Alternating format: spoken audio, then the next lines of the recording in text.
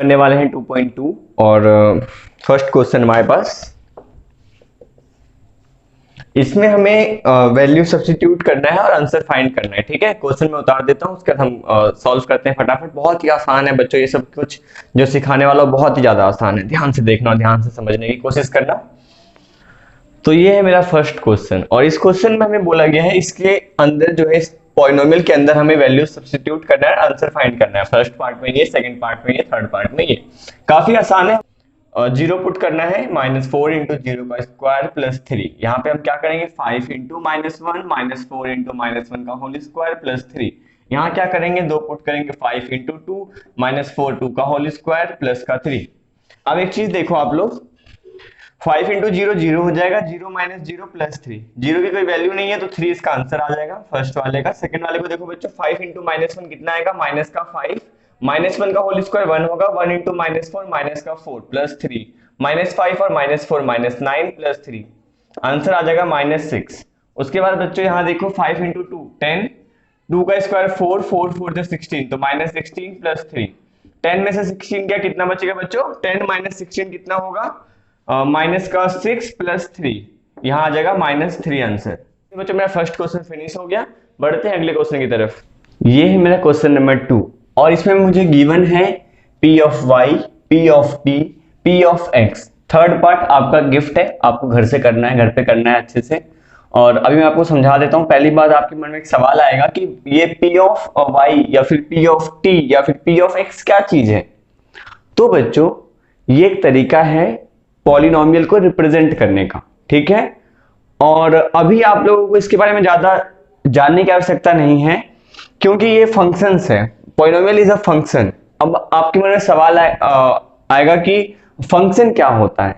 अभी आपके दिमाग के अनुसार आपको लगेगा function is like marriage function, wedding function, है ना। वो फंक्शन नहीं, रिलेशन फंक्शंस कुछ होते हैं जो आप बड़ी क्लासेस में पढ़ोगे। फिलहाल आप ये समझ लो कि p ऑफ x या p ऑफ y या p ऑफ t या फिर q of x, g of x सब कुछ क्या है, तरीका है एक फंक्शन को डिनोट करने का। और पॉलिनोमियल भी क्या है, एक फंक्शन ही है। इससे कंफ्यूज नहीं होना, बस इतना ध्यान रखना ये एक तरीका है इसको रिप्रेजेंट करने का। p ऑफ t तरीका है इसको रिप्रेजेंट करने का, p ऑफ y तरीका है इसको रिप्रेजेंट करने का। ठीक है, अब बढ़ते क्वेश्चन की तरफ। अभी हमें p ऑफ 0 फाइंड करना है। तो जब p ऑफ 0 फाइंड करना है मतलब कि इस क्वेश्चन में y की जगह पे, मतलब y की जगह पे क्या पुट करना है, 0 पुट करना है। तो 0 का स्क्वायर -0 प्लस 1, 0 माइनस 0 खत्म, बात कोई मतलब ही नहीं बनता 0 0 का, तो 1 इसका आंसर आ जाएगा। ठीक है बच्चों, उसका p ऑफ 1 देखो, क्या क्या मतलब p ऑफ 1 का बच्चों, y की जगह 1 पुट करना है तो 1 पुट कर देते हैं। 1 स्क्वायर -1 प्लस 1, 1 माइनस 1 0, देखो 1 -1 प्लस 1 तो 1 1 कैंसिल, कितना आ गया आंसर, 1 आ गया। थर्ड देखो p ऑफ 2 वाला, इसका मतलब है कि y की जगह क्या पुट करना है, 2 पुट करना है तो 2 पुट कर दो। 2 का स्क्वायर -2 प्लस 1, 2 का स्क्वायर 4 -2 प्लस 1, 4 में से 2 गया तो 2, 2 प्लस 1 कितना आ गया, 3, 3 इसका आंसर आ गया। ठीक है, इसको देखते हैं p ऑफ 0। तो क्या मतलब है इसका कि t की जगह क्या पुट करना है, 0 पुट करना है, कर देते हैं पुट। 2 प्लस 0 प्लस 2 इंटू 0 का स्क्वायर माइनस 0 का क्यूब। तो देखो 2 प्लस 0 और 0 का स्क्वायर 0 इंटू 2 0 ही आएगा, माइनस का 0, तो मतलब कि 0 से कोई मतलब ही नहीं है ना, तो आंसर कितना आ जाएगा, 2 आ जाएगा। देखो बच्चों यहाँ पे एक चीज समझना, 0 का स्क्वायर करे या 0 का क्यूब करे या 0 के ऊपर 100 लगा दे पावर, आंसर कितना आना है, 0 ही आना है। 0 इंटू 0 इंटू 0 कितना आएगा, 0 आएगा, ऑब्वियस सी बात है। p ऑफ 1 देखो, p ऑफ 1 का मतलब है t की जगह क्या पुट करना है, 1 पुट करना है तो 2 प्लस 1 प्लस 2 इंटू 1 का स्क्वायर माइनस 1 का क्यूब। तो 2 प्लस 1 प्लस 1 का स्क्वायर 1 इंटू 2 तो 2 और माइनस का 1, प्लस का 1 और माइनस का 1 कैंसिल हो जाएगा आपस में, 2 प्लस 2 कितना आ जाएगा, 4 इसका आंसर आ जाएगा बच्चों। p ऑफ 2 देखो कैसे करेंगे, 2 प्लस क्या पुट करेंगे, t की जगह 2 पुट करेंगे, क्या पुट करेंगे 2, तो 2 प्लस 2 इंटू 2 का स्क्वायर माइनस में 2 का क्यूब, है ना, t की जगह 2 पुट कर दिया। अब क्या होगा, 2 प्लस 2 और 2 का स्क्वायर 4, 2 का स्क्वायर 4 इंटू 2 8, 8 माइनस 8, प्लस का 8 माइनस का 8 कैंसिल हो जाएगा, 2 प्लस 2 कितना आ जाएगा बच्चों, 4 इसका आंसर आ जाएगा। ठीक है, इसी के साथ मेरा सेकंड पार्ट भी खत्म हो गया। थर्ड पार्ट आपके लिए है बच्चों, फोर्थ पार्ट देखो, p ऑफ 0 फाइंड करेंगे मतलब कि एक्स की जगह क्या पुट करेंगे, जीरो पुट करेंगे, zero minus one into zero plus one.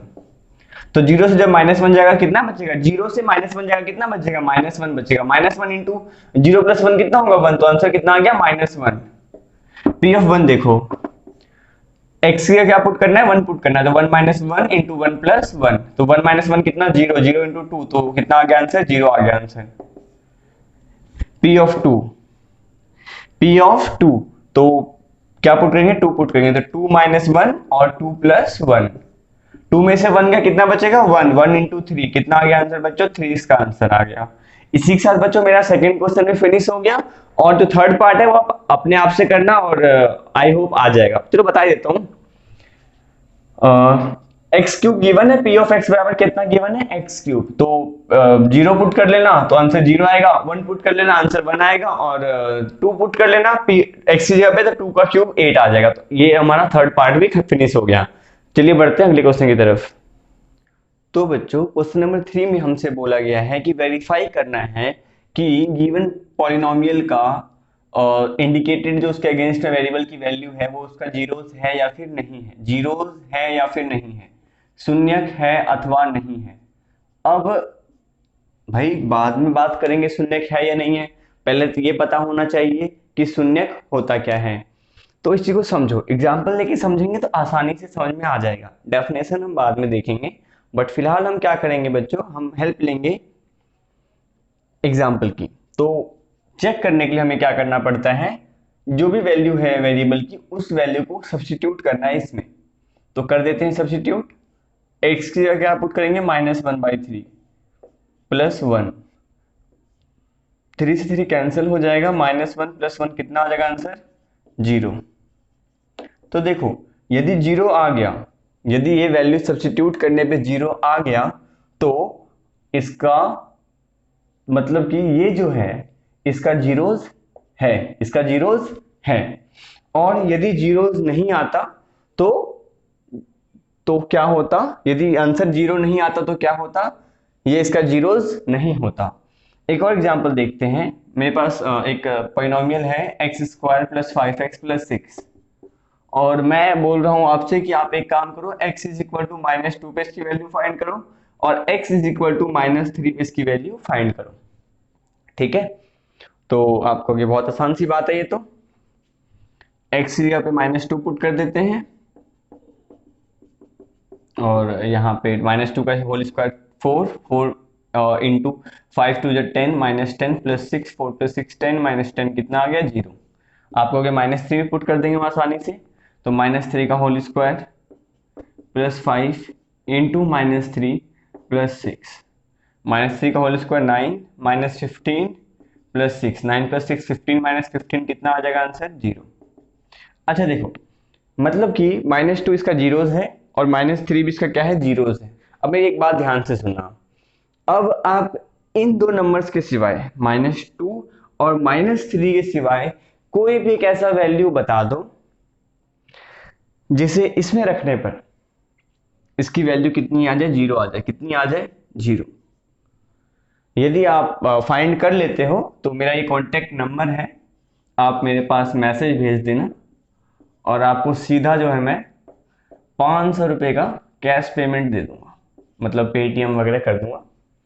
500 का सवाल है भाई, जिसका आते कमेंट बॉक्स में कमेंट कर देना कि आ गया आंसर, और फिर मेरे पास मैसेज कर देना। खैर बच्चों आगे बढ़ते हैं, क्वेश्चन पे वापसी आते हैं और देखते हैं कि आपको जीरोस का मतलब क्या समझ में आया। यही मतलब है कि वेरिएबल की वो वैल्यू, डेफिनेशन ध्यान से सुनना, वेरिएबल की वो वैल्यू जिसे गिवन एक्सप्रेशन में रखने पर उसकी वैल्यू जीरो आ जाए, वो उसका जीरोज होता है। क्या होता है, उसका जीरोज होता है। किसी भी पॉलिनोमियल में वेरिएबल की वो वैल्यू जिसे रखने पर उस पॉलिनोमियल की वैल्यू जीरो आ जाए, उससे हम उसका जीरोज कहते हैं, उसका शून्यक कहते हैं।